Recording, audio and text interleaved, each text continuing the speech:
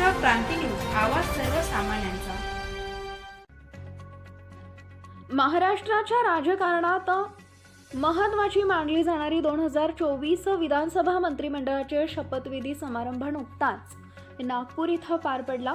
भाजप, शिवसेना, राष्ट्रवादी, अजित पवार गट या महायुतीच्या सरकारमध्ये दिंडोरी पेठ विधानसभा मतदारसंघाचे आमदार नरहरी सीताराम झिरवळ यांनी कॅबिनेट मंत्रिपदाची शपथ घेतली।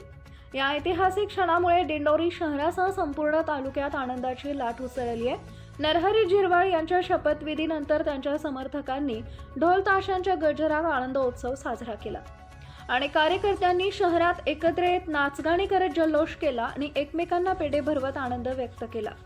नरहरी झिरवळ हे आदिवासी समाजाचे प्रतिनिधित्व करणारे नेते असून त्यांच्या नेहमीच आदिवासी विकासासाठी सातत्यानं कार्य करत असल्याचं कार्यकर्ते म्हणाले।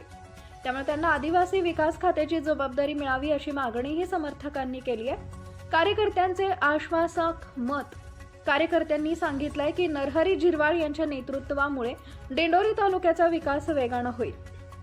त्यांनी यापूर्वीही मतदारसंघातील विकास कामं प्रभावीपणे पार पाडली असून मंत्रिपदावरही ते अधिकाधिक सकारात्मक बदल घडवतील असा विश्वास कार्यकर्त्यांनी व्यक्त केला। दिंडोरी शहरातील मुख्य चौकापासून गावागावात कार्यकर्त्यांनी फटाके फोडून आणि मिरवणुका काढून जल्लोष केला। शहराच्या प्रमुख भागांमध्ये झिरवळ यांचं पोस्टर लावून त्यांचं अभिनंदन करण्यात आले। नरहरी झिरवळ यांच्या मंत्रिपदामुळे दिंडोरी तालुका व मतदारसंघाला नवा उजाळा मिळेल अशी भावना नागरिकांमध्ये दिसून आली।